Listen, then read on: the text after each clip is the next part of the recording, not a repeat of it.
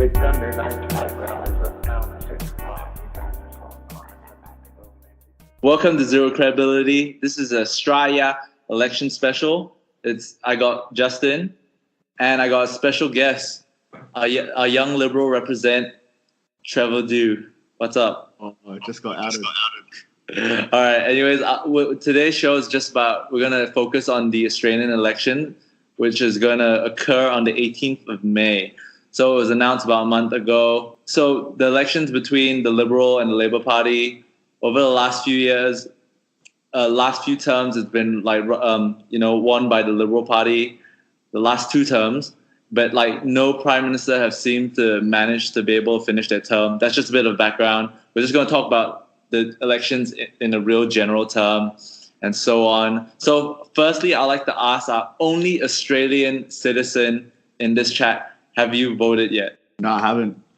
Okay, I was wondering. A lot of, I was reading news today, and apparently there are a lot of early voters for this election so far. There was nearly 1 million people. And they were planning doing a early election kind of forecast, right? Yeah. That's why. Yeah, so it's interesting stuff. There's a lot of people. What do you think about this early voting situation? Well, there was a recent article about it in the Fin Review about how there was proposals on changing how early people can actually vote, because generally in the 3 weeks leading up to the election, most of the harder hitting policies are released closer to the date to sort of take advantage of the swing voters. But with so many people voting early this time, the parties are saying, they might not have enough time in the 3 weeks to campaign properly all across, the seats in Australia.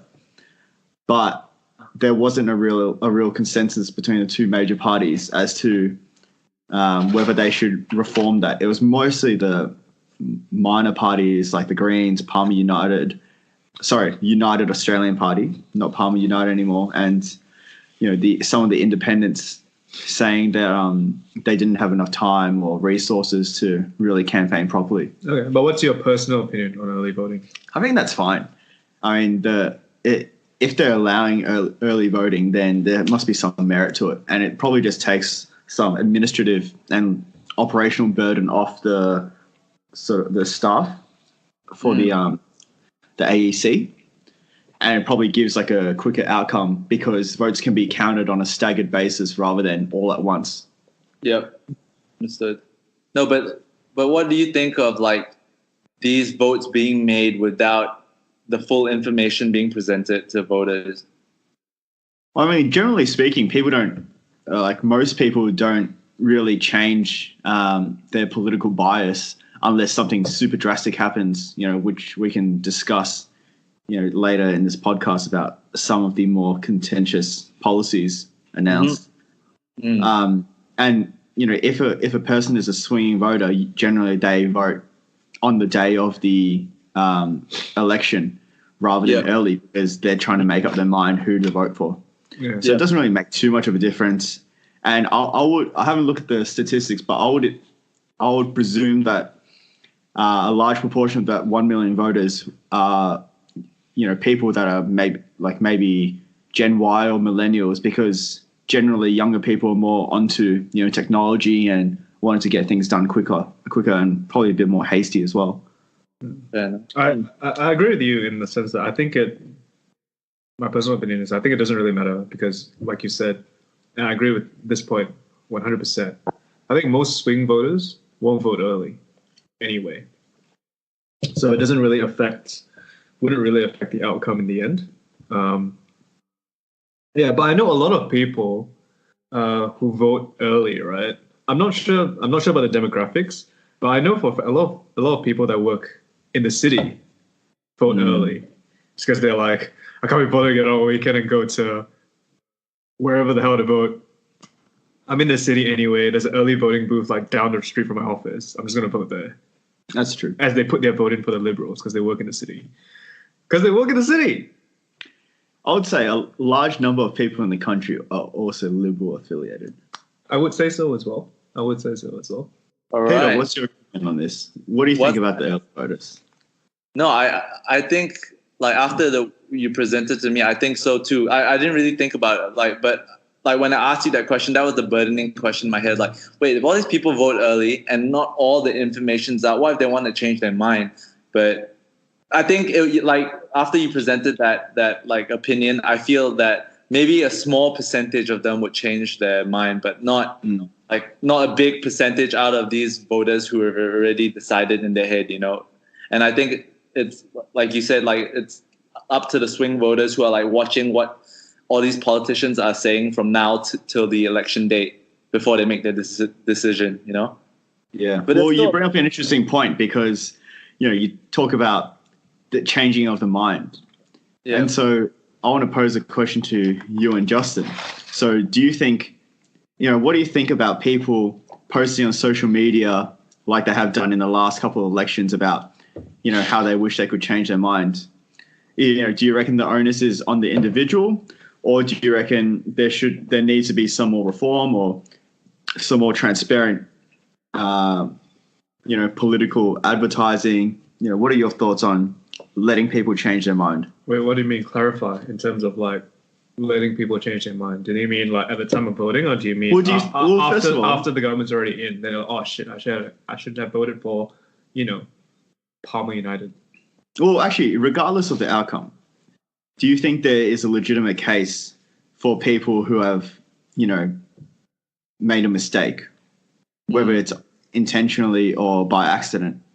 They haven't read the instructions correctly, or, they followed a brochure advising them, what preferences to put. They didn't fill in all their preferences. Yeah, they didn't fill in all the preferences, or they followed someone else's advice on the preferences. Where do you think that plays into? Do you think that that's significant enough to, alter the result of an election, or is that just really a minor issue? Because I think me and Justin never voted. I actually don't even know if Justin ever voted in his life. Justin, have you ever voted? Ever? Don't love me. I'm not eligible to vote in Australia. I know, but have you ever voted in Malaysia? No. So okay, like when I first got the voting form for like the last Malaysian election, it was a bit like confusing for me. I had to ask someone to kind of like advise me like how to vote. But then I was told from a friend who did an early vote this year, she told me that she's been like handing in donkey votes she just found out she's been handing in donkey votes ever since she was allowed to vote legally. So it seems to me like I don't know, is it quite clear on how to submit these voting forms? Like, is it clear? Trevor, it's quite straightforward, but I don't think people know how the system works. Yeah. And exactly. so even though it's clear, it really is about their first preference. Yeah. And so people think that whoever they put as number one is the only thing that's important. But what they don't realize is that who they list subsequently, 2, 3, 4, 5, all the way to 8 or 12, I forget what the actual number is. It actually flows through preferences. Yeah, because the Australian system uses preferences, and so, I guess the Malaysian system doesn't, and the so Australian system uses preferences. So if they don't fill in like all the way numbers 1 to 8 or 1 to 12 or whatever it is, then it defaults to what the default order is. And that's based on who you select as number one. So you can so it's called voting above the line or below the line. And if you vote above the line, correct me if I'm wrong, all you need to choose is who you want to vote for, and then that's it. And then whoever you vote for, your vote is also preferenced based on how they have done their preferences. Yep. Whereas if you vote below the line, you can actually manually preference. Yep. So, for example, you can put like the Greens as last. Why would you put the Greens last, Trevor? No, that's just an example. Right, okay. Not that you would. Just making it clear. And then you can put, allocate a certain number as a preference for yourself for each political party, but you can't leave any box blank. You have to number all of them. That's how, like, preferences are how, like, people like Fraser Anning get into parliament. Yeah, that's right. Because Just saying. he didn't actually get many primary votes, so primary vote, for the benefit of the listeners, are when you get the first preference from a voter. So number one. So such as Senator Fraser Anning, he didn't get many primary votes, but through the preference deals with like the Liberal National Party and other One Nation, he was able to actually get elected as a senator. And this is also very timely for him because it was around the time at the end of last year where there were a lot of citizenship disputes for ministers on all political parties. And so people that didn't get many primary votes became senators because the actual senator that got all the primary votes was a dual citizen or a citizen in another country, and that makes them ineligible to sit in the Australian Parliament. Yeah. When you brought up that question, asking me like, when people want to change their mind, people are not clear on like the preference voting. It's actually, I think, it's a testament to like the recent information that came out, and that it was something that was in my head. Like it was one of these things that I think that. I don't think, maybe I'm not sure because I'm not Australian, but I don't know whether it's clear for everyone on preference voting and so on. And then there was an article released by ABC about like a survey that was handed out to people about the election and what the most asked questions by these people. And out of like 4,000 questions, the most like important like aspect of the election was like the general election and voting system. A lot of people had a lot of questions about that. It was like 23% out of 4,000 people. So I think that it seems like how to vote is not clear. It's not clear enough maybe for the general population.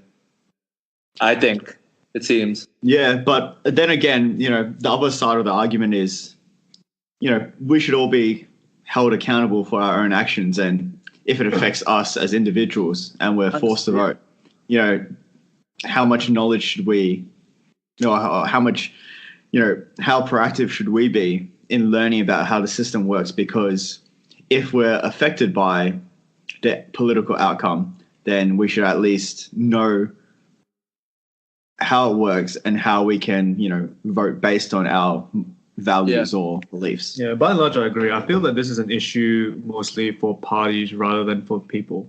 The people that want to vote or are very passionate about their vote, I think will inherently do their own research and find out as much information as they can, both in terms of the party they're voting for and also the process to vote and how to vote in order to do it correctly so that, they make sure, their quote unquote, their voice is heard, right? Yeah. I think that in itself weeds weeds out the people who are like,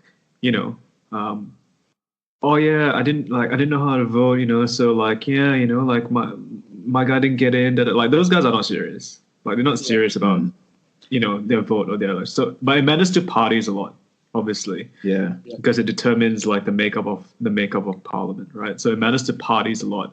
And I guess that's why parties try to make this a big issue. But inherently, I feel it's not that big an issue for the people.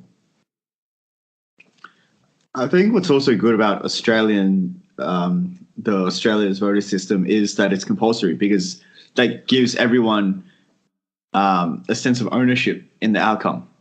Because whether you like it or not, you actually play a part in deciding who represents the country and, who dictates the policies that affect your life and the people around you. Yeah. So I think, having voting as compulsory is actually good in comparison to places like the United States where, it's only people who want to vote. Yeah. And therefore you have such a large number of people that either don't have time or, don't care. And then they're affected negatively when they could have made a difference. Yeah, I think I really agree with that. I think that the compulsory to vote system, I think you hold the people kind of accountable. You give them like their sovereign right to kind of decide their political, economical, and social outcome, kind of. you give them the responsibility, which I think is good. But I want to get back to the discussion when you say when people change their minds, and when you elect someone. So what do you think when you elect someone who promise you like the things that they said there were before, and they don't, and they want to change their mind after that? Is that the individual's fault? Is that solely? Are you talking about the politicians or the voters? The voters? I mean, Well, obviously, look, I think if it's the voters, they've had a hand in, casting their vote and electing a certain individual or a certain party to power. They need to take responsibility for their choice. But of course, as we all know, politicians aren't always true to the word. So, doesn't that beg the question, should politicians be held to a more, to a higher standard of what they say versus what they do? Or, is the incumbent system fine as it is? And if it isn't broken, then don't fix it. Justin, what's your take on this, man? Because I have no answers for this. I was waiting for your response because he was asking you a question. Well, I think there's two issues. One is that this is in terms of the part about being held accountable for your promises, right? Isn't that the inherent nature of an election system, right? Of a democracy, where the people who uphold the politicians to stand are the people, right? Such that if you don't keep your promises, we're going to vote you out next time, right? So I think that's the baseline sort of idea of a democracy. So in some sense, I think that issue is sort of taken into account there. The other thing is, I think that, if you say, all right, no, that's not sufficient, right? We need something more. We need, I don't know what the system might be, but we need these guys to write it down on a piece of paper, and then we'll reassess them in a year if they fulfill these promises or not. The question then becomes, who holds them accountable? What are the consequences? How is it done? And what's the punishment, right? Because the reality of it is, right, there's a lot of promises which I believe that politicians make, which are, I don't believe that they outright lie, right? I think there is some idea if I get into parliament, this is what I'll try to do. But a lot of the times I feel that, things are, the way you want to achieve something is a bit more complicated than what you thought it was looking from the outside in, right? So once you're inside, you're like, oh shit, actually this is way harder to change than I thought it might. Or, obviously then it becomes they're getting politically swayed or corrupt in some way. But I guess the implementation of it, or what would the system be, would be my main question, in terms of, I can't think off the top of my head what a good system to hold these politicians accountable for their actions would be. Relating this back to the whole changing your mind thing, are you then going to say, all right, then we'll just have an election every year? I just don't think that's practical. I think so too. Definitely not from a budgetary point of view, because it's quite expensive to hold these elections. Even the plebiscite, that made the coalition government the government that passed gay marriage. They spent $168 million on just vote. Yeah, and even aside from the budgetary issues, if you have an election every year, you're gonna have politicians campaigning every year, instead of doing stuff campaigning. Yeah, it's all marketing with no bloody outcome. Exactly. So I'm not sure what if I would support that. Yeah. I mean, if you look at the Australian government system, it's based on 3-year terms. If you look at the, last few elections, a lot of the prime ministers don't even make it out, see out their whole term. Ever since 2007, when Kevin Rudd took power, and so on. There's haven't been a stable prime minister that saw out his whole term since 2007. Kevin 07. Yeah, so I think it's like you said. I think the current system as it is, I think I also find it hard to think of another system to hold these people accountable. But yeah, I agree with Justin that sometimes these people, outside looking in, they they feel like they can achieve this, but when they go in, they see all these obstacles. But sometimes, I feel like it's a flat right. They just try to pander to the fans and pander to the voters, and to try win votes. So I just think I find it, tough. I think that you find it tough, right, to believe, listen to politicians these days. I mean, the more you listen to them, I find it harder to listen to politicians these days. Yeah, well, it's just hard to find someone, that has the whole package, like someone who can communicate really well in very simple terms, but then also can get things done and can work together with other people, whether within their party or, within the Senate, to get a majority and pass something through the Senate.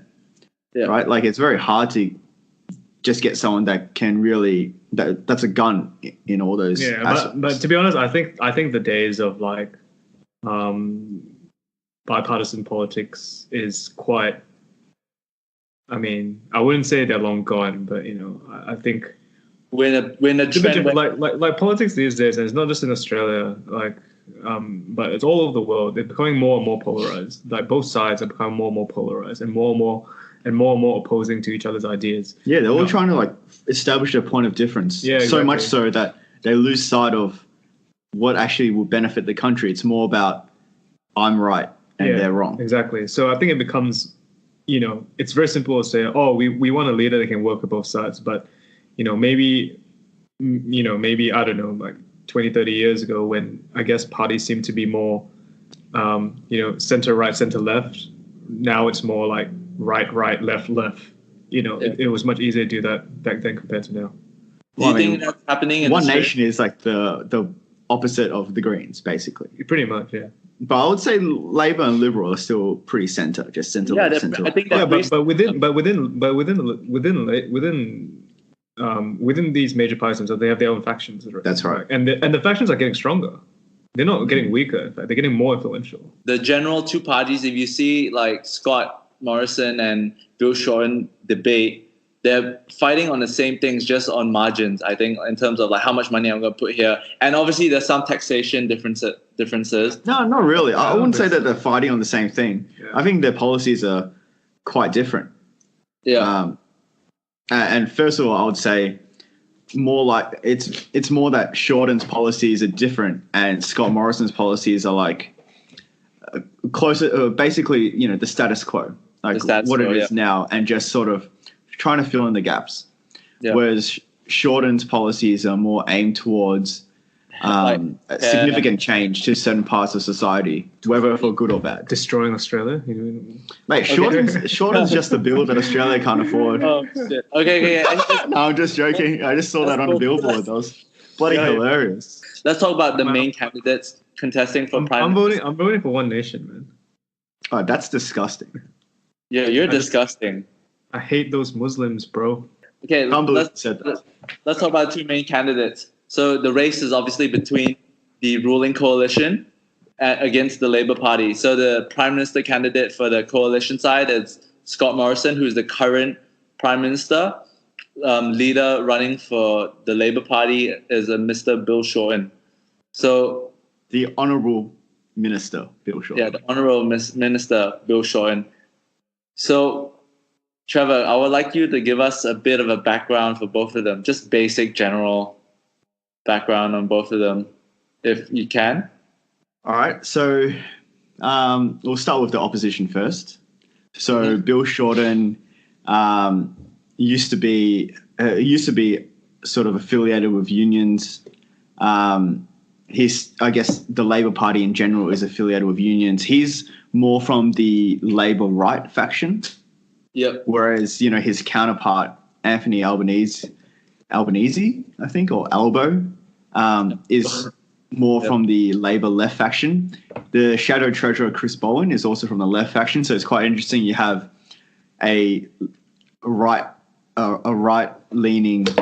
opposition leader, but a left-leaning Shadow Treasurer, which, has some synergies and probably has some differences behind closed doors as well.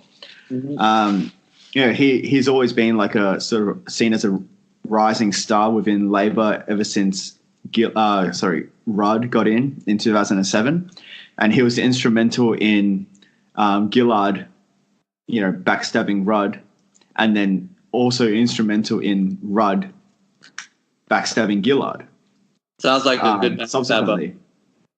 Yeah, so it's been, as you can tell, it's been a very long time since then, and it's taken him that long to sort of reestablish his image, not as a backstabber or someone that helps other people, topple leaders, but as a leader himself. Yeah. Whereas the incumbent government, so the Prime Minister is Scott Morrison. ScoMo. Yeah. He, of course, is right-leaning, and the Treasurer is Josh Frydenberg. Yeah. These are, it's the first time I think that it's people from Generation X as the Prime Minister and the Treasurer. So, technically there's a new generation in the Liberal Party. And ScoMo used to be the Treasurer prior to the whole leadership spill last August, where Turnbull was toppled by a challenge from Peter Dutton, the Minister for Foreign Affairs and Immigration. Oh, such an idiot, by the way. Yeah, he's Mr. It looks like Voldemort. Yeah, he actually does. Yeah, and ScoMo ended up beating him as the preferred leader, so he became Prime Minister without an election. That's a bit of a long-winded introduction to the government and the opposition. No, it's a good introduction. And it's quite close in the polls. I think Labor has been polling on a two-party preferred basis at 52 to 48. Yeah. But, polls are definitely no indication of real sentiment because the sample size of a poll is too small. Yeah. So it's really, really close. But all elections tend to be close, quote unquote, right? There's no like, oh man, like these guys won 70% of the vote. Yeah. And a lot of the times you don't know these days it's super close. As well. A lot of times you don't know till election day as well. Another interesting poll that been popping up between a lot of these news articles or political websites is that I think ScoMo polls ahead of Bill Shorten as like an individual in terms of overall he polls as a preferred Prime Minister over Bill Shorten, but there's certain characteristics or policies or attributes to the individual that he polls better than Shorten and also worse than Shorten. Yeah. So the general population believes ScoMo is more reliable in managing the economy, for example. Yeah. But they think Bill Shorten has a better immigration policy. Just an example. Yeah. So you can't just say ScoMo beats Shorten in every single attribute. Oh no! I think he's generally preferred. He's preferred. Yeah, generally preferred. Yeah. And really the trend in the past has always been the incumbent Prime Minister is always preferred. Oh, okay. Because, it's a lot harder to incite change. It's easier to just go with the flow and stick to, again, if it's not broken, don't fix it. Yeah. Is it not broken though? I mean, what's broken, Justin? Unemployment is at an all-time low. Wage growth is at an all-time stagnant. Yeah, productivity is very low. We got to increase our productivity. Back in the mining boom, wage growth was insane. It was, at least 50 basis points above inflation, and inflation was higher as well. But that didn't equate to higher productivity, and so when the mining boom was over, we had our quote unquote hangover, and our wages were still the same level, but productivity didn't rise to match it. So what did that cause? Unemployment. What we really need to do is we need to put more money back in the pockets of hardworking mums and dads who are struggling to raise 2 kids and to buy a house in this economic environment, Trevor. Well, it depends on who you talk to. I'm sure some people will struggle, some people don't. But that's the nature of life. Life is a struggle, and you got to work hard. You got to work smart.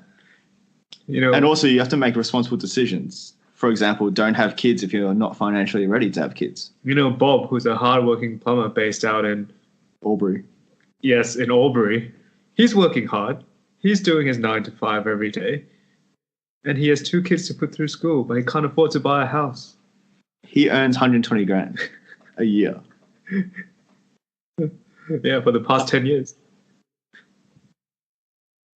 All right. That's 1.2 mil. It's true. It's true. Or Maria, who works, who's a waiter at a restaurant, and got her award. Her what do they call it? Mate, there's no waiters and waitresses. It's service people. Sorry, hospitality staff who got Justin, it's the 21st century. You can't see gender anymore. You don't know how Maria identifies. My fault. Yeah. Maria could be a guy, by the way. It could be a guy as well. However, you use the pronoun she and her. I'll just use this person. Got their weekend. Thanks, I appreciate that. Their weekend rates taken away from them. How are they supposed to survive in this economy when they get their weekend rates taken away from them? Because they're compromising their lifestyle to work. The same government entity that amended the penalty rates for Saturdays, Sundays, and public holidays actually increased the minimum wage for hospitality workers by more than inflation. Yes, but it's insufficient because the weekend rates were so much more. Yeah, but so Justin, why don't you elaborate on the penalty rate situation? So why were penalty rates introduced on Saturdays, Sundays, and public holidays? Because you needed to induce people to work quote unquote unsociable hours. Right. So with the advancement of society and with working hours becoming less of the standard 9 to 5 Monday to Friday, but more flexible, you can work part-time from other locations, not just the office. Doesn't that mean that suddenly a lot of the quote unquote unsociable times in the past are considered flexible working hours now? Yes, definitely to some extent. But thanks for agreeing with me. But let me ask you a question. If you're working, if let's say tomorrow your boss came to you, Trevor, and said, instead of coming in Monday, Tuesday, we want you to work Saturday and Sundays, and all your friends were working Saturday and Sunday, had their normal weekends off, right? Would you consider that? Would you rather work the Saturday, Sunday, or the Monday, Tuesday? Well, when you give me a choice, yes, then of course I'd stick to what I'm currently doing now because I have a routine, which is Monday to Friday. Yes. However, if I was put forward as someone to work on Saturday and Sunday and have 2 random weekdays off, whether they're consecutive or not, yep, I would have to consider that and weigh the pros and cons. Well, you're in quite a privileged position, Trev, if you have a choice. But many people don't have a choice. Maria doesn't have a choice. Look, I don't want to. Because Maria could be a guy or a girl. It doesn't matter. It's just a name. All right, Peter, why are you laughing? No, I just find it funny. I don't find that funny at all. Yeah, I don't find it funny at all either. All right. These are people's livelihoods, and you're laughing. I think life is fun and you should just enjoy it. Anyways, shall we talk about what are the main issues then? What are the main issues that are of interest for the voters for this election? Well, there's a couple. So there's one that's, I guess, the economy. There's health. There's education. Let's get that big elephant. There's sort of society and normal impact. Yeah. It'd be great if people kept their phones on silent. Yep. Not bad. What else is there? I guess immigration is also one. Climate change. Why don't you just run us through like the main policy differences between Labour and Liberal, like the main points of contention? Wait, you're missing one more big thing, which is the environment. Yeah, I said climate change. You just said climate change. Oh, sorry, I didn't hear that. My bad. All right, let's run through the big, policy differences from both parties. Lego. All right, Justin. So which topic did you want to unpack first? let's do something economic. I like to talk about economic shit. So there's a few economic policies or policies affecting the wider economy. There's a range of tax cuts that both parties are looking at. There's a few winding back of tax concessions, and then that also relates to just wages and living costs as well. So basically, one of the biggest points of difference between the government and the opposition, and one of the earliest points of difference, was the opposition's proposal to grandfather negative gearing and also amend the capital gains tax discount for all asset classes from 50% to 25% after 1 year of continuous ownership. So, and the government's policy is no policy, which means they're just going to keep it as it is. Tell me the rationale behind the CGT, lowering the CGT discount and getting rid of negative gearing. Because I know you know a lot about negative gearing. Yeah, so... But give me the rationale. Like, why do they want to do it?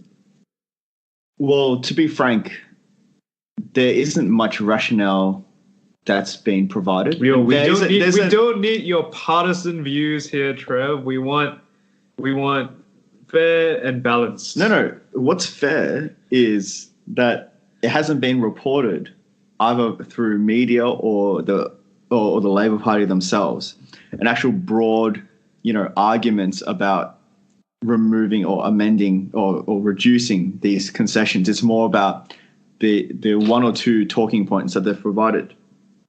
So winding back capital gains tax and reducing the discount is to discourage speculators in the property market in particular.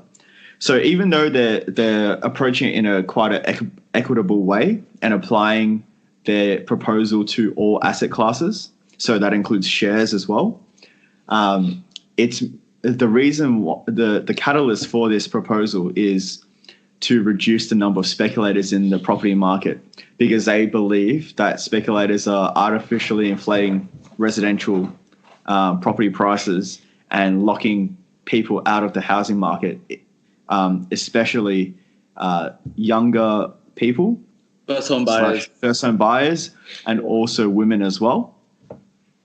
Okay. What does women have to do with this? So the Labor Party states that women, especially older women or single women, have a harder time entering the property market than men.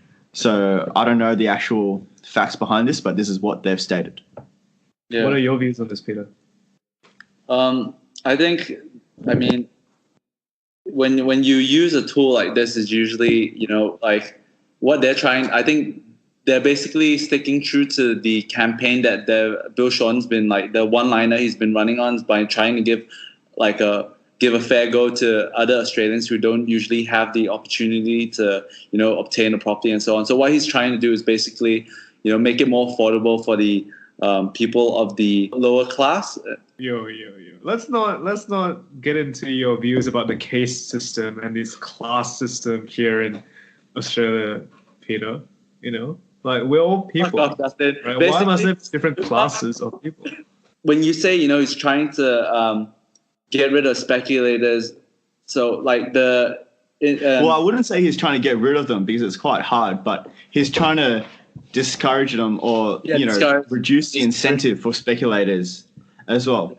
The thing is, though, at the time this policy was introduced, we were in a rising residential property market. So prices were increasing, month on month, at rates greater than seen in the past or within the last decade.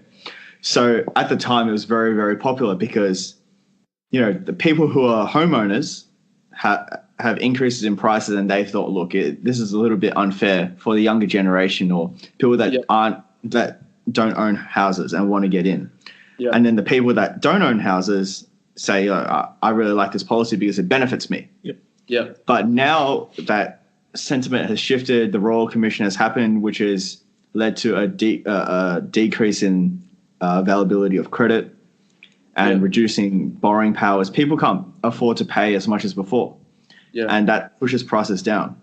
So now we get into the territory where first-time buyers can buy pretty easily, as long as they're on a solid income.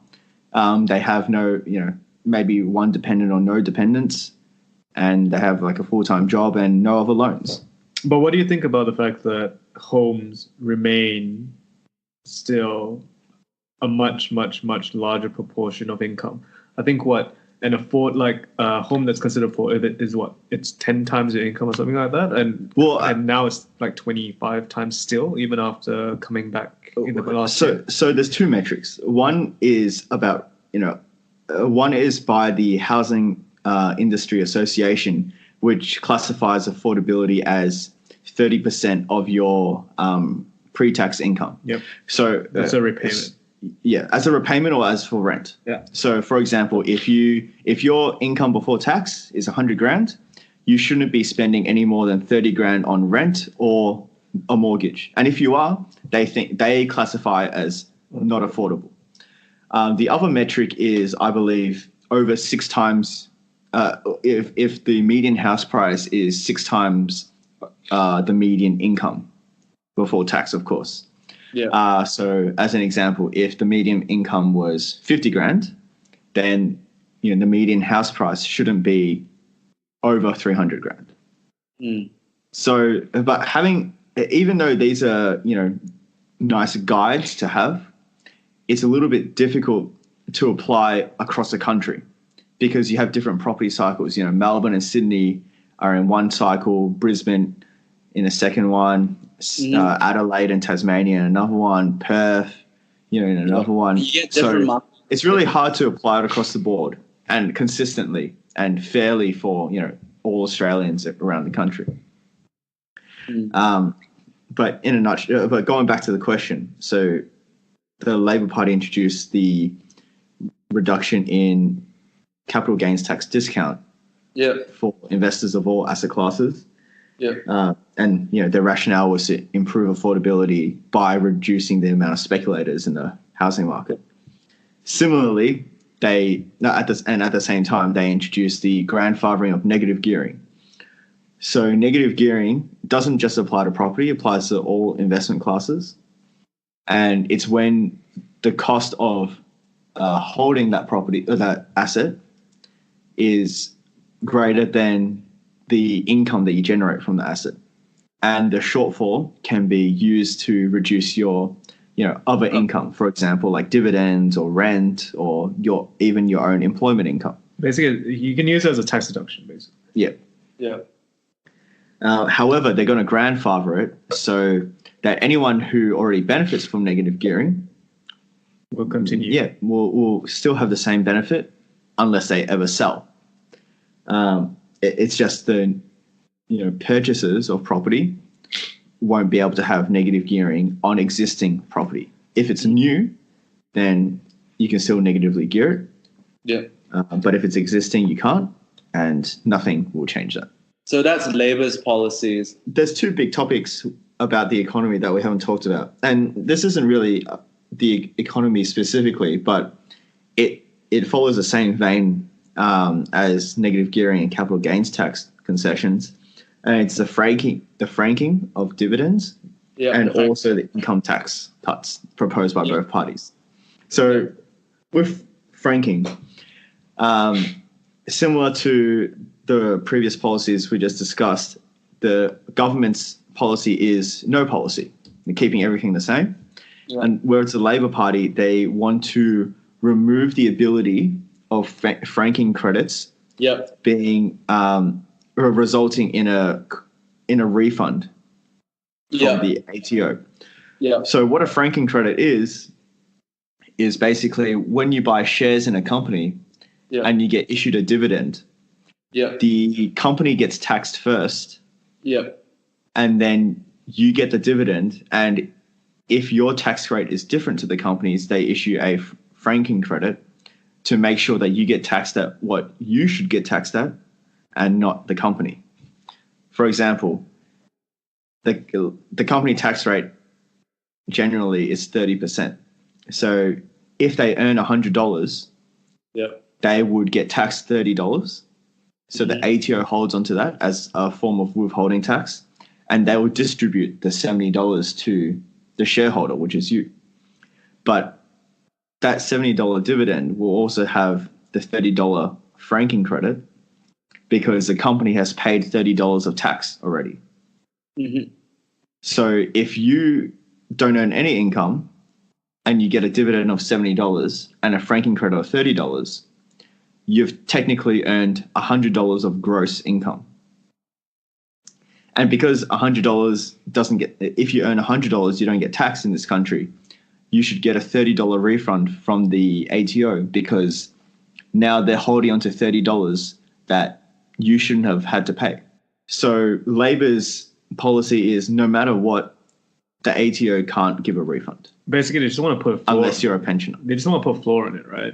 In the sense that basically you have to have paid tax in order to get a franking credit refund. If you haven't paid any tax, you're not going to get any refund because essentially there's no refund, quote unquote, to be given. You haven't given the government any money, so they don't have anything to refund you with.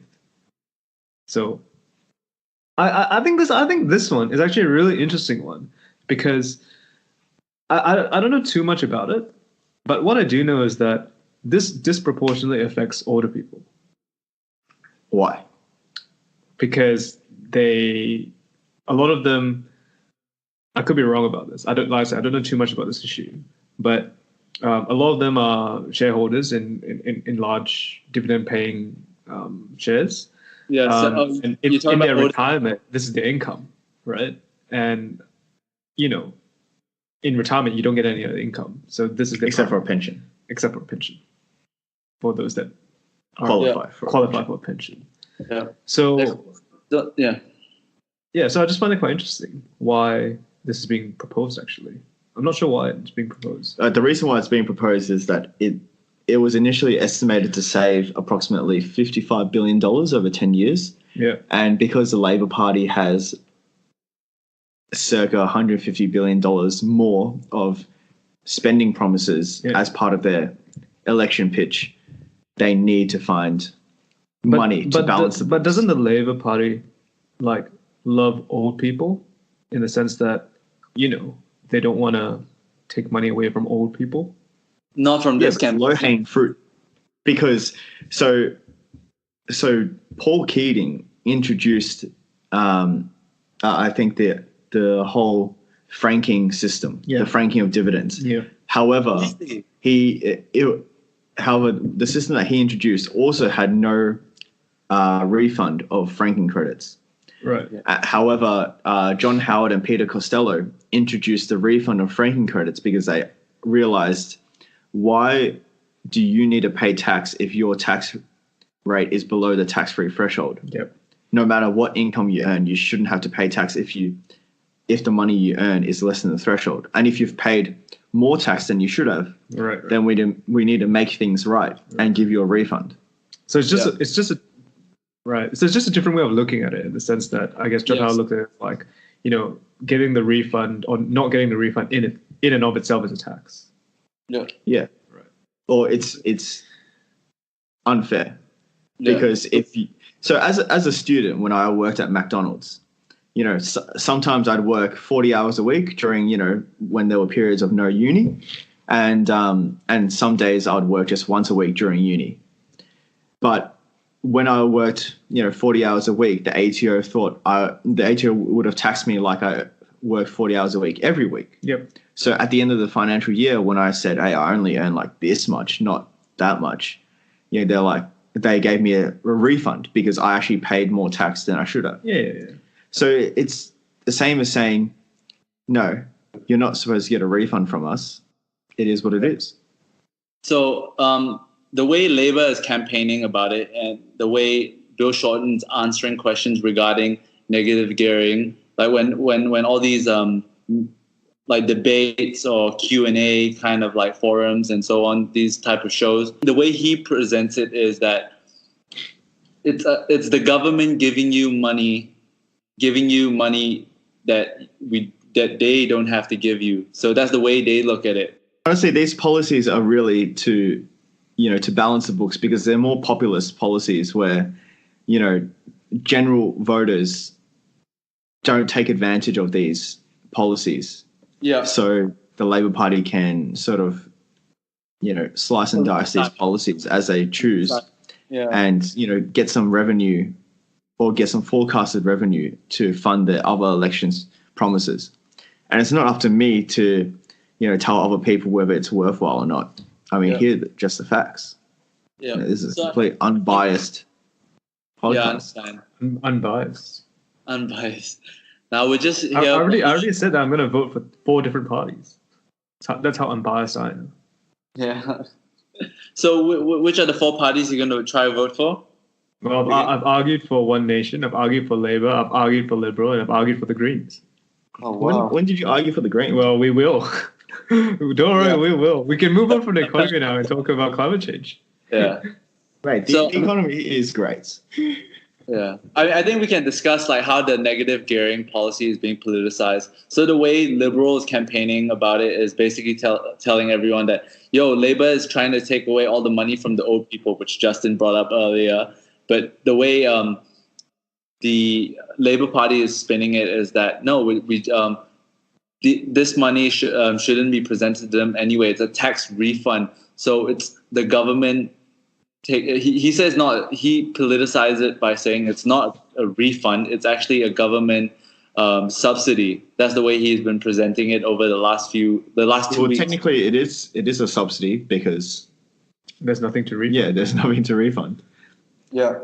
No, but the way he presents it, right? It's a subsidy. That means he feels that it shouldn't be given by the government, anymore, and it should be redistributed elsewhere. So it seems like, Labor is all about giving out money to people. Yeah. No, but he's taking money. History tells us that, when Rudd was first elected in 2007, and I think it was in 2008, he increased the first home owners grant. He doubled it. Well, he increased it, but then he increased it again, and it went from $7,000 initially before he was elected to $14,000 after he was, at the time he was knifed by Gillard.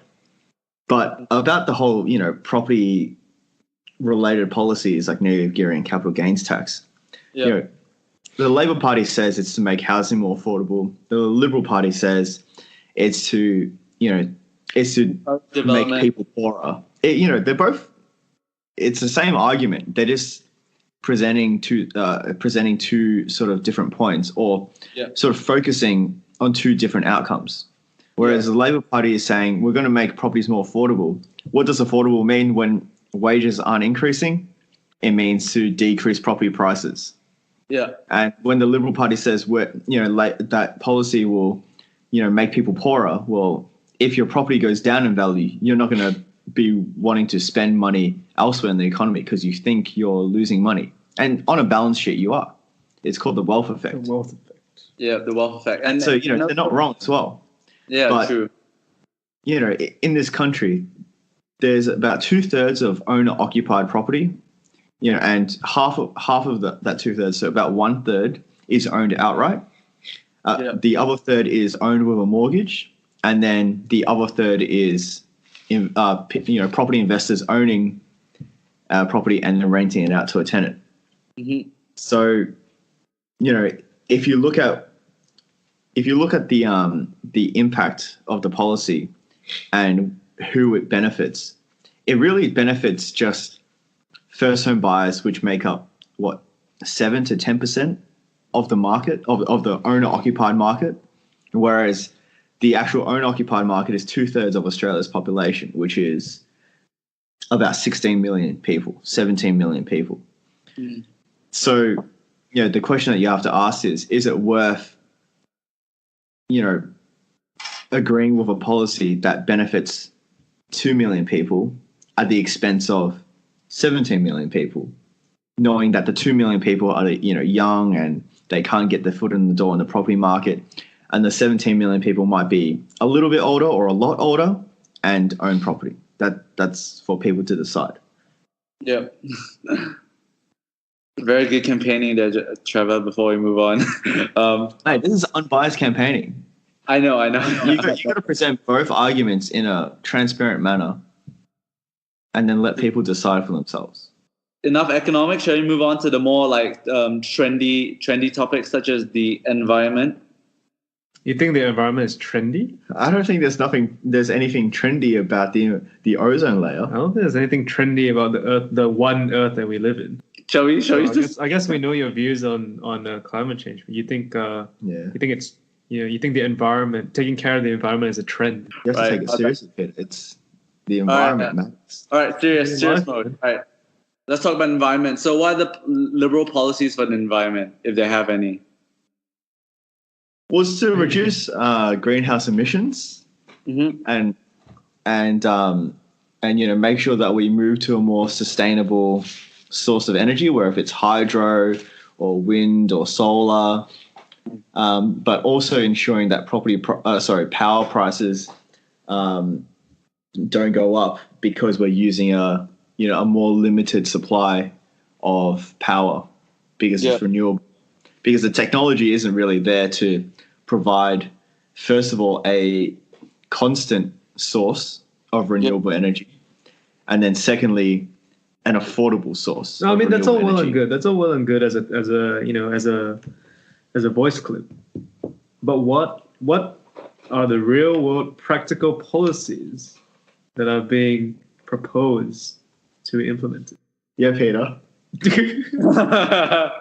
I think the only big piece of news that come out of this is that both don't have any real both Bill Shorten and Scott Morrison probably couldn't even answer Justin's question, because the only thing I managed to dig up was that the coalition party is targeting to ensure that the whole of Australia, 26% of the energy will be made from renewables, while the Labour is trying to target 45%, which is in accordance with the Paris Accord agreement worldwide. And that's all. And if you've been reading the news, every time they press the Labour Party, who's been kind of like, Oh yeah, they haven't released their costings, have they? Exactly. They've been fronting themselves, saying that, yeah, we're gonna ensure that we reach these targets set by the Paris Accord. And whenever they get asked questions on, what's the financial or economical cost in terms of how to achieve it, Bill Shorten has been putting this off for weeks, and he's promising that it will come out this week, but I'm not so certain. And he comes out with all these I don't know what he answers your question with another question with these taglines such as, everyone's asking me about the cost of carrying out these actions, but no one's been asking about the cost of inaction and all these and so on. So it seems like Shorten is a bill that Australia can't afford. This is why we need the Greens. Okay, before we get there, Justin, I'll let you plug the Greens in. But before we get that, this is what me and Justin have been talking about over the last few episodes whenever we had to talk about climate change. And it's climate change is all, Before you say anything. Yeah? Whatever Peter says, I do not agree that I have said it. I don't know what he's going to say, but whatever it is, I do not agree that I have said it. If I agree, I will say it that I agree. But okay, go in with the default expectation that I have not agreed that is what I said. Okay. Consent is a very important thing in the 21st century. It is very important. It should be at the forefront of our minds. Forefront. It should be the top priority. Justin, what's more important than consent? Forefront means the first. Oh, right. Sorry, I misunderstood you. Yeah. I'm really glad that we both think consent is the most important thing. Me too. Sorry, Peter, go on. All right, I think we both shared the view that, climate change should be a very important objective and an important thing on our mind especially if you're a leader of a country and when you're trying to make policies, that should always be taken into consideration. But in terms of practical actions, there's a big question mark within that realm, and it has come to it has happened again in Well, this. the big question mark is also about the cost and I honestly you know don't- whether you know accelerating any environmental policies will lead to an increase in utilities prices for everyday people. It's a bit of a balancing act for all political parties to consider. Any government, because the cost around, of living is quite high. Yeah, look at Germany. Germany spent 150 billion euros on like renewable energies, and it failed because they had to burn more coal. Look at France. They tried to limit the amount of gas and stuff. They try to be more climate friendly, and that has put a toll on people. That's why there's the yellow vest movement and so on. So it's tough. It's really tough dealing with this like climate change policies and so on. So I think. Well, I mean, first of all, we need to make sure it's dealt with in a bipartisan manner because, no political party has really come out with anything that's really the silver bullet to the issue. All I know is that Elon Musk says it can be done. Man, shout out to Elon Musk. Shout out Elon Musk, man. Elon Musk says it can be done. Hey, shout out to Elon Musk's Twitter photo. Yeah. Exactly. For him to leave it like that. Yeah. Respect. Shout out to Full Metal Alchemist. Shout out to dogs with long hair. But yeah, I mean, look, Edward. the climate change thing. I think Labour, just as an ideology, is more inclined towards it rather than liberal as an ideology. I wouldn't say more inclined, but I would say it's higher up in their list of priorities to deal with for the benefit of the Australian people. I agree. Yeah. But in terms of like practicalities, I'm not sure what it is. But I also think that partially the reason is that if you go and ask most countries in the world, right, go and ask most leaders in most countries in the world, I think most of them can't tell you what, or can't really, give a very firm standing or very firm, like, this is what we're going to do and this is how we're going to do it.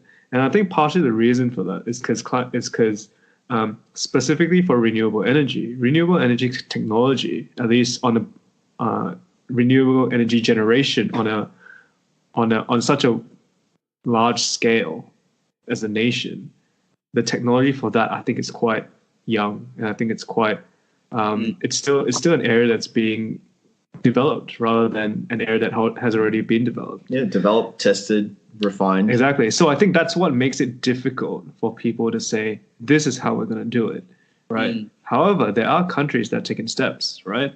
Such as, and of course, as is the trend these days, everyone looks at the Scandinavian countries, right? Norway, Sweden, Denmark, shout out to high taxes.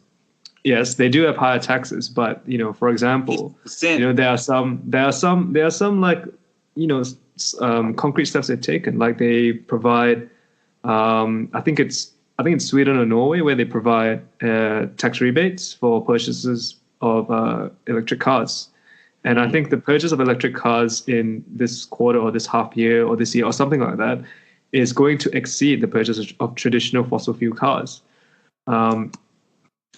There are also things, where they're increasing dependency on solar and all that sort of stuff. And yes, I understand that the metrics are different, the balance sheet is different, all that sort of stuff is different.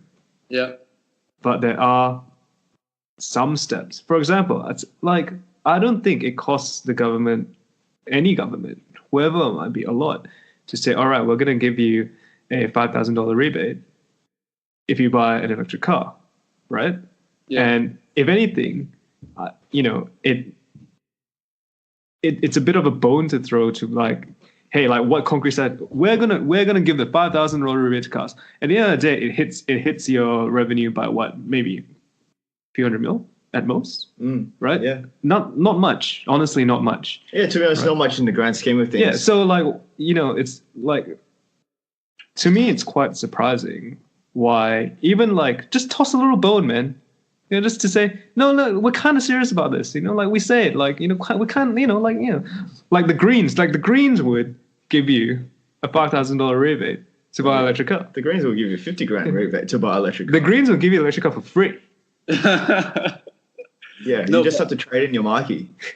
Exactly. I mean, No, yeah. But the thing about And they give you a bike as well. yeah, but electric cars aren't 100% clean. You know, the mining for the cobalt to make the battery is apparently almost. What is 30. 100% clean, Peter? So with Hydrogen- electric cars, the point is that it's a lot cleaner.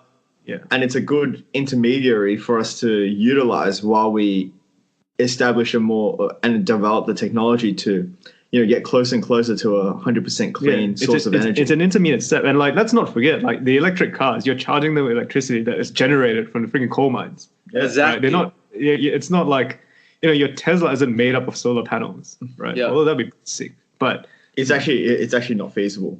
Yeah.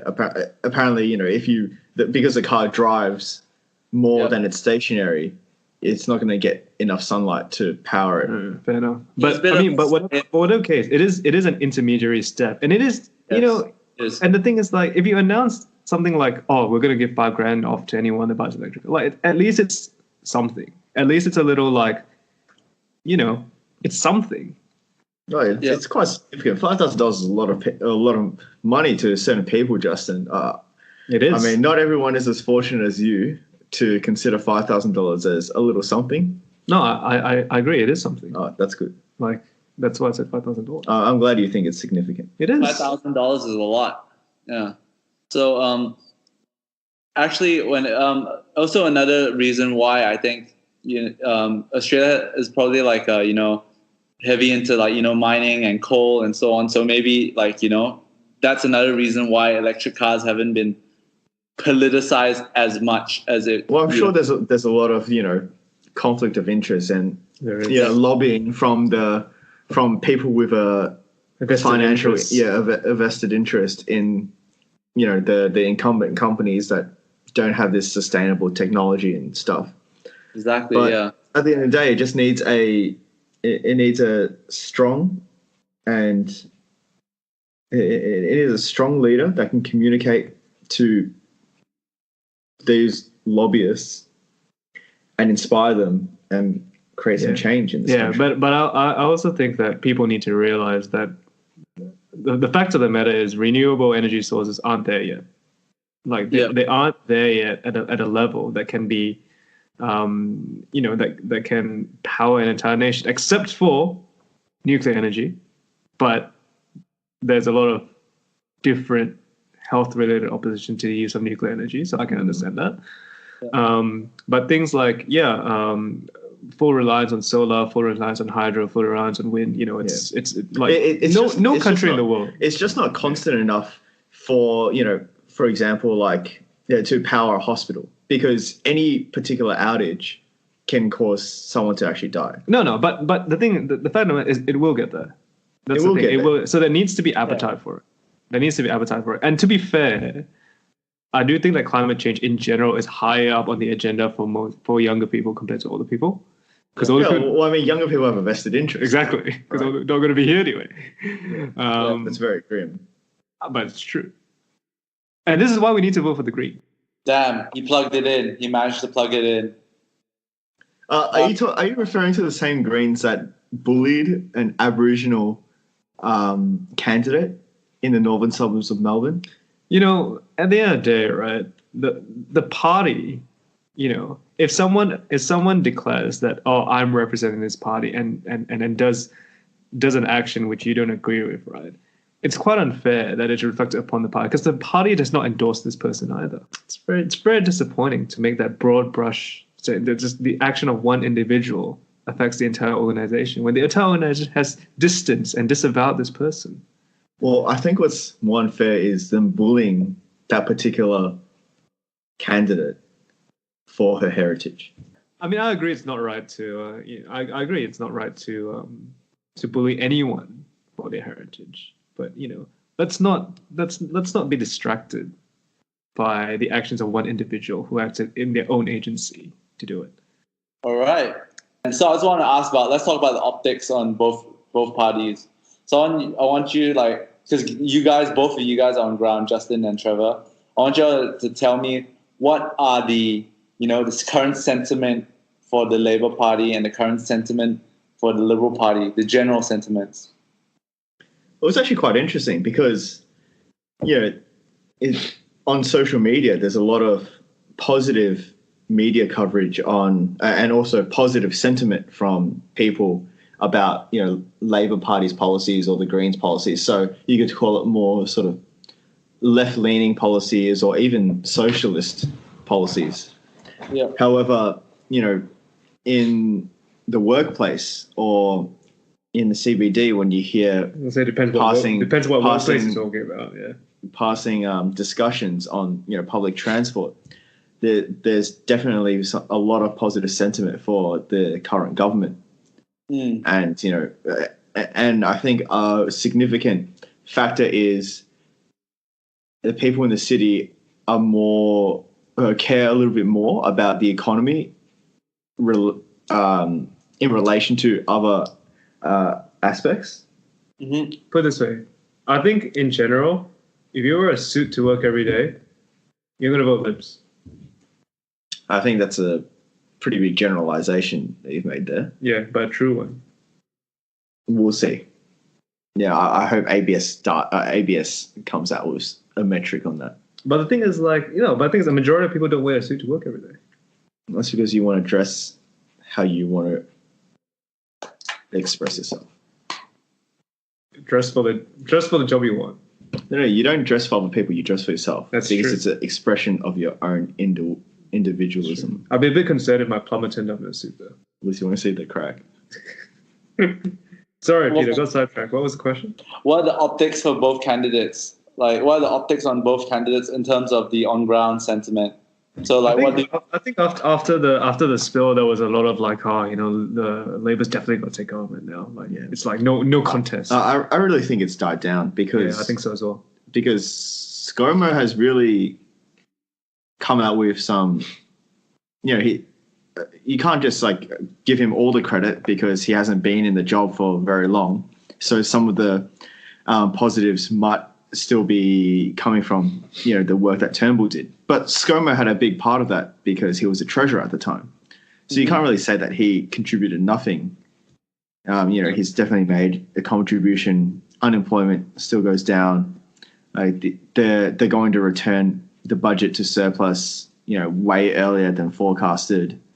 So there's definitely good news on the government. But that being said, polls are still showing that Labor will come out on top. And the reason for that is their policies resonate with a lot of people. Yep. Even the bookies. I also think that. Yeah, sorry, Peter. I also think that a lot of while a lot of public sentiment will go against the Liberals because of the leadership change, I think when it comes down to it, when it comes down to a real election, people in a way don't really care about that stuff. I think in general, what people really at the end of the day, if you boil everything down to its very base, what people care about, yes, is money, right? It's how the policies affect my wallet. Yeah. Right. So, this movement to, I guess, or the shift in public sentiment away from the Libs, I think is not because of the leadership. So I think it's not going to have an outsized effect. And also, I think, but Labour's policies, I think a lot of people resonate with because I think a lot of people in general, I think consumer sentiment is a bit shaky. Yeah, I think that's been, even the word shaky, I think is a bit generous, to be honest.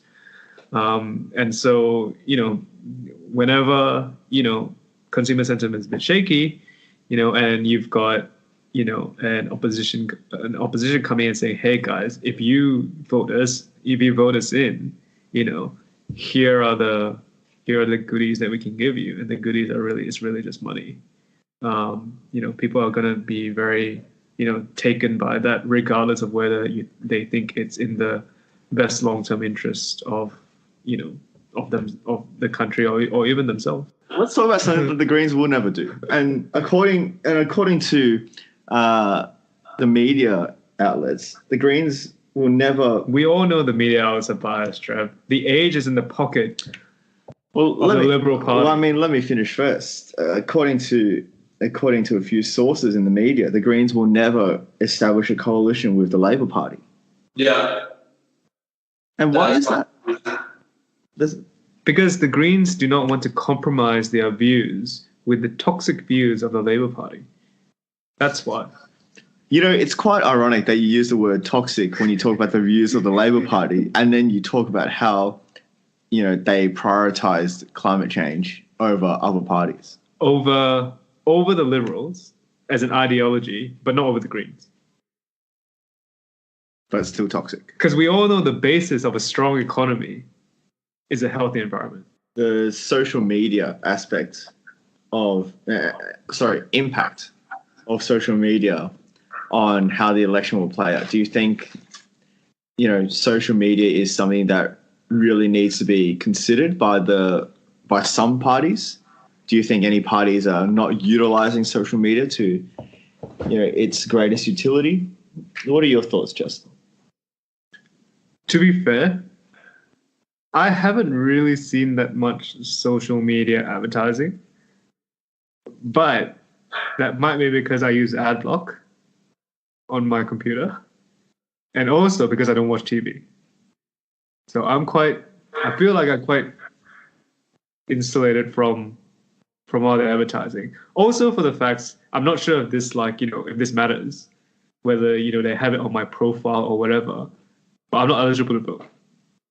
So I actually haven't seen that much sort of social media campaign or advertising for. So that's a really interesting thing that you bring up, because if you haven't really seen much of the advertising, then that means you're less biased than other people who might have seen more forms of advertising. I agree. That's why. So if you were able to vote, what would you vote for? That's why I've been advocating for all these different parties. But the thing is, you haven't advocated for Katter's Australian Party. Well, I think Australia needs to keep itself.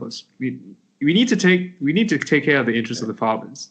The farmers are the basis of a strong Australia. A primary industry is the basis of a strong Australia. Let's not forget that you know, like Australia is majority farmland. That's true, and farmers are extremely important for our economy and our society. Yeah. But every 30 days, someone gets killed by a crocodile in Queensland. That's very true. So we need to do something about the crocs as well, because they're predators. They're huge. They are. No, they actually are. Now, you imagine living in Florida and playing golf, and then a bloody alligator just rocks up and says, like, "Hey, I'm gonna eat you up." Peter, do you understand the reference? Yeah. Stop. Yeah. So. Continue.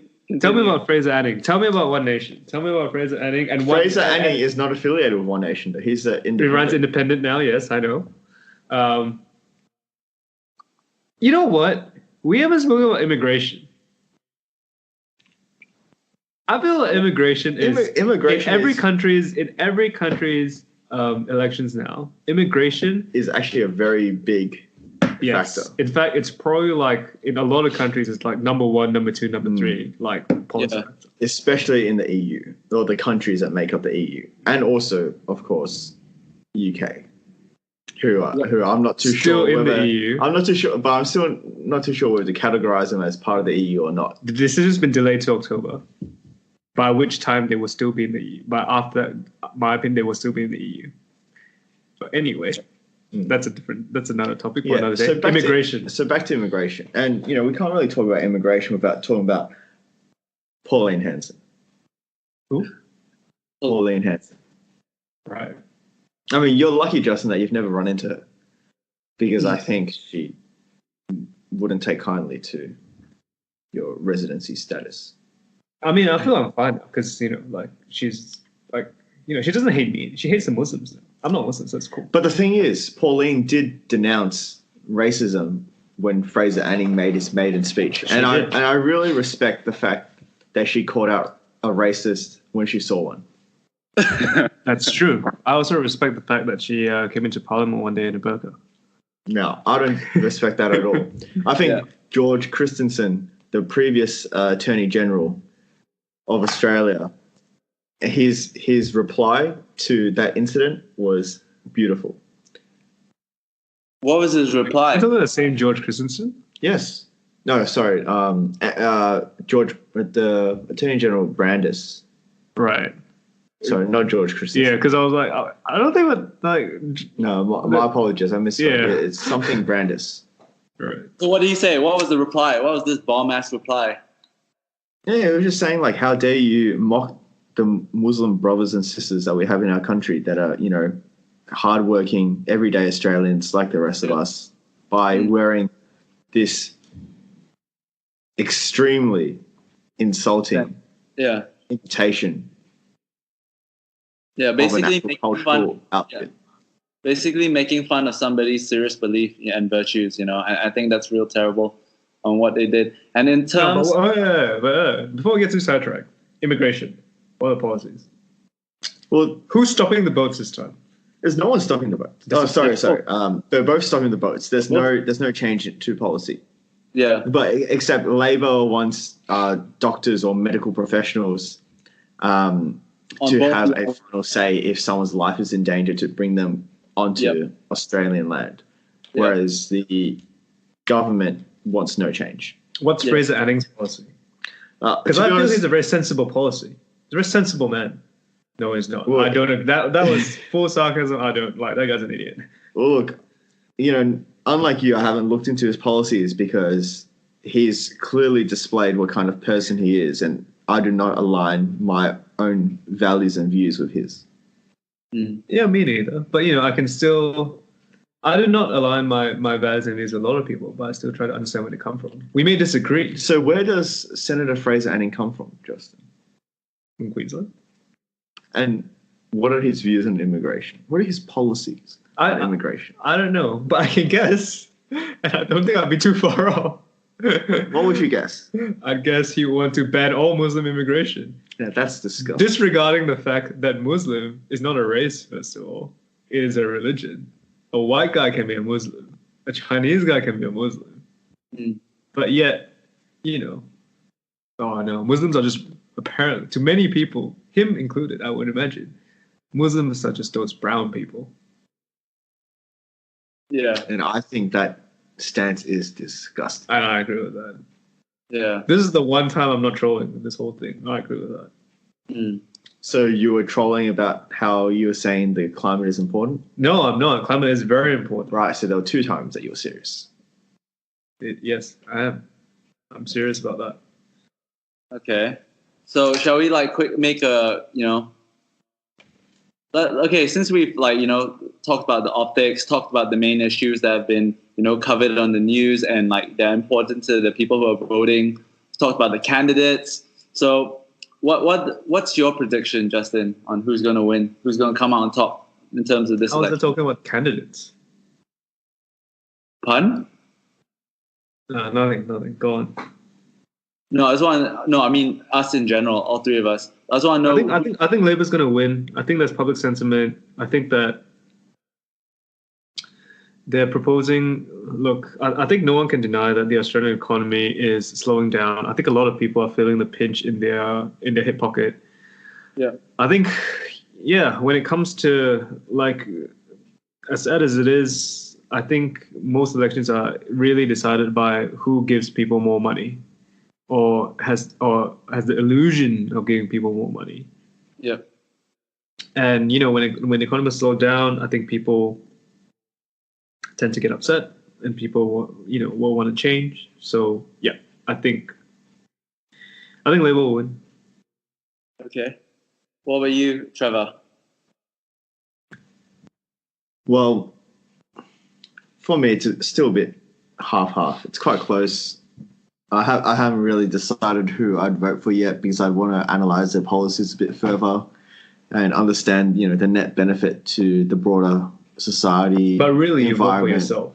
and economy. But really, you vote for yourself. Yeah. But I'm a very altruistic. The vast I'm a majority very of people do. altruistic person, so I'd like to vote for the benefit of society and the economy. And So you vote for the Greens?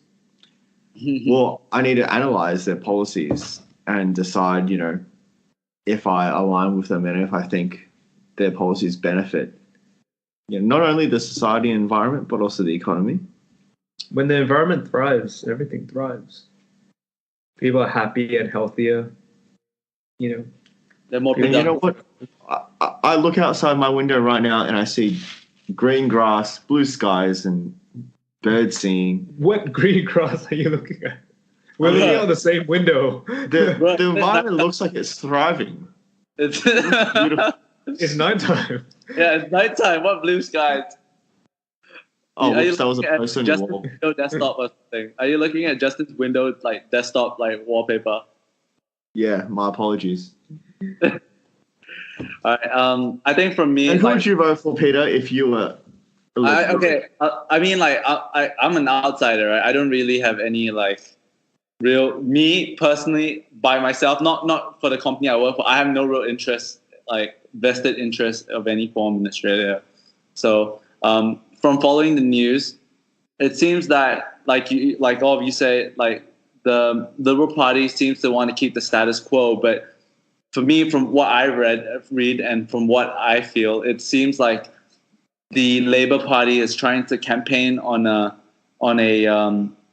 the basis of trying to redistribute some of the money or focus onto the people with less money in their pocket, such as first home buyers and people in the lower income bracket, tax bracket, and so on. And that's why, when it comes to the income tax policies, generally from the middle brackets to the upper brackets, the taxation levels are the same, except for the lower brackets where the Labour Party has insisted on, giving more tax breaks for the lower income brackets.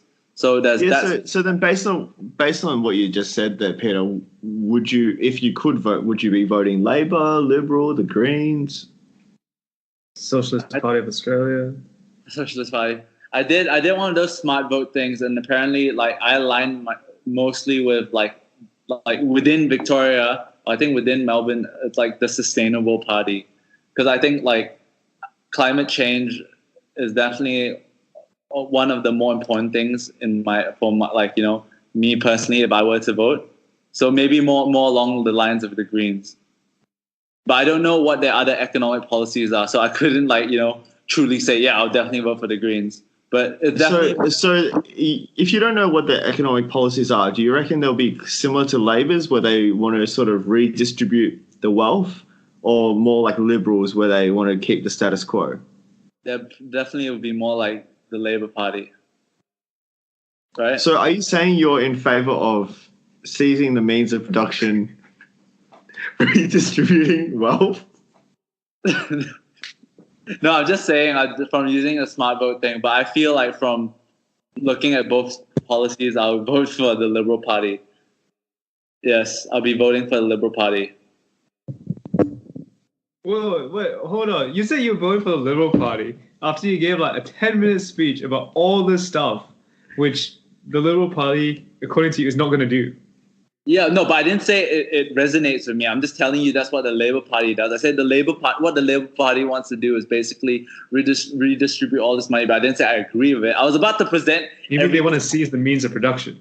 No, I was about to tell you everything that's being done, but then he cut me short and asked me who I was going to vote for. And said, okay, I'm going to vote for the Liberal Party. No, you said the Greens. Yeah, you said the Greens. I said no. When I used a smart vote, which was some questionnaire which shows you which party you aligned with, it aligned with that. But I feel I would have voted. We have the recording. So does that mean that you were disingenuous in your responses in the smart vote questionnaire? Survey. But it never really asked me about the economy. All it asked me were about social issues. There were questions about economy. Because I took that test as well. You did? Justin, if you took the test, what did you end up getting as the outcome? Liberal Democrats. Oh, right. Under David Lejeune. Dude, I'm a liberal. I'm a liberal. That was the top one for me as well. But in terms of the parties, You just said the top one for you was the Sustainable Party. Yeah. Wait, let me open it. I have the thing with me right now. Wait, give me 2 seconds. Okay. The Liberal Party of Australia. Sorry, it's like the Liberal Party of Australia. So I did one for the Senate, and I did one for the what's the other one? The House of Representatives. So the one for the Senate, I The got House doesn't matter. Screw the House. The House one doesn't matter. Oh, go Senate. Senate. So the Sustainable Australia Party, Alan Dowenson. That's the guy top of my list. All right, but I'm okay. Amongst the two major parties, Labour and Liberal, Oh, it's Liberal. The Liberal Party. who's Definitely. higher? Yeah, Labour is like the lowest. It's been lower in both like kind of votes. So yeah, the Liberal Party. So like in terms of like, I can give you like a real simple reason why I'll vote for the Liberal Party. It's because I personally feel that the Labour's proposed spending and their proposed taxation, like you say, I don't think it benefits the majority of Australians. Like the social issues and so on, such as the climate change, that might resonate with a lot of Australia. But when it comes to the stuff such as like, you know, negative gearing and capital gains tax and so on, like Trevor said when he presented the case that, yeah, like is he going to remove these policies to benefit what, like you said, like a third of the population, when it will worsen the conditions for the other 2/3 of the population. Yeah, it doesn't, like, you know, economically it doesn't make sense. 2 million versus 17 million, but Yeah, you know, you sort of got the gist of it. And also, did you just say that climate change doesn't affect a majority of? I would say climate change affects literally everyone. Exactly, No. because you know what, Justin, a healthy environment is a healthy economy. That's true. And also because like climate change, like all of us are subject to Mother Nature. There's no one who is like excluded from Mother Nature. Did you So just climate change assume? literally affects everyone. Did you just assume nature's gender? That's my mistake, and I retract that statement. I apologize.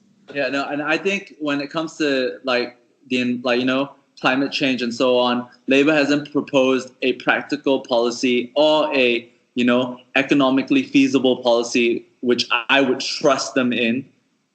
Like since the last 2 weeks when he's been questioned about it, and he's unable to provide a solid answer, which is why It's really interesting that you bring up the concept of trust, because in the polls it has been, you know, shown that voters feel Bill Shorten is untrustworthy.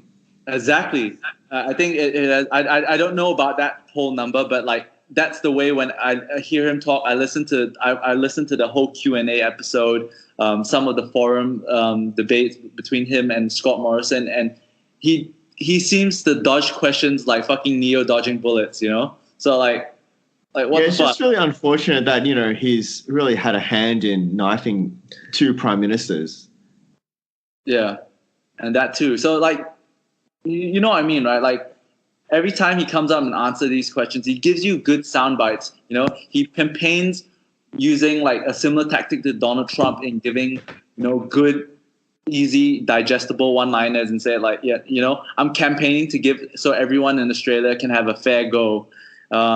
You know, I'm trying to, you know, make sure first home buyers, you know, get a good chance. I'm trying to, you know, help, you know, reduce the effects of climate change and so on.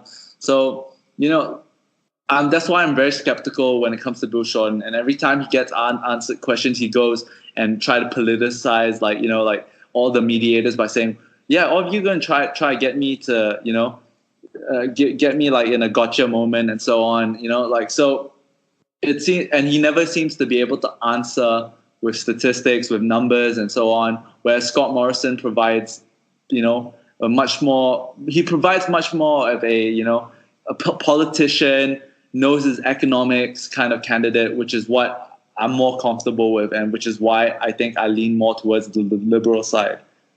Fair enough. How about you, Justin? So, Justin, you've talked up all the parties, major, minor, fringe parties. So who would you vote for? Australia. Who would I vote for? I'd vote for like, honestly, I'd vote for Libs if I could vote. I'd vote for Libs. I mean, we're talking about between 2 major parties, I'd vote for Libs. Right. Why? honestly, the only reason is economy. I feel that if Labour go through with all the economic policies that they intend to go through with, I feel that it takes economy out of it takes money out of the economy, Yeah. and that's bad for me. Mm-hmm. So yeah, Why is it bad for you? because the pie is smaller for everyone, and I like everyone to enjoy a big pie. I don't want us to re-slice the pie. I want us to have a bigger pie. Why That's can't what we everyone's make pies for everyone? So if you want everyone to have a bigger pie, that means No, I mean there's only one pie. that's right. You know, so if you want the pie to be bigger, Yes. that means you need to be able to control the making of the pie. Yeah. So are you alluding to seizing? I'm just joking. The thing is that doesn't make sense, because by seizing the means of production, you keep the pie the same size, but you re-slice it. Really, that's what it is. No, you can increase it. Look at China. Who would you vote for, Trevor? No, I mean, I think you make a really great argument about the Greens. And the Because you know why it's a great argument? Do you know why it's a great argument? why? Because it just makes sense. That's why. Anyway, go on. But a big concern that I have, which is echoed by both of yourselves, is that Shorten is the bill that Australian can't afford. All right, you plugged it in 3 times. Must be true then. But how if everyone goes to split bill? Everyone contributes a bit. Well, if you want to control that, you still need to seize the means of production. That's true. That is when you would use the means of production. And I'm not about that. We all know you're voting for Libs, Trev. We know you're the leader of the Young Libs. I'm not the leader of the Young Libs. You're going to be a face of this episode. I have actually voted for Labour twice. Ooh, scandalous. Would you say you're a swing voter? No, Are you a party guy or a policy guy? I'm policy first, party second, individual third. All right, I think, are we done? Are we finished or are we done? We're done. All right. Thanks, Trevor, for coming on to the episode. I hope you're happy and doing your marketing campaign for the Young Liberal Party. Again, I'm not affiliated in any shape, way, or form with the Liberal Party of Australia or any other political party. The Young Libs are actually not affiliated with the Liberal Party of Australia. Yeah. Okay. And Justin, I'd like to thank you for putting your views forward for the One Nation Party, the United Australia Party, the Greens. Thank you. And yeah, thanks guys for listening. Happy voting to all Australians and good luck. Yeah, let's just jump right into it.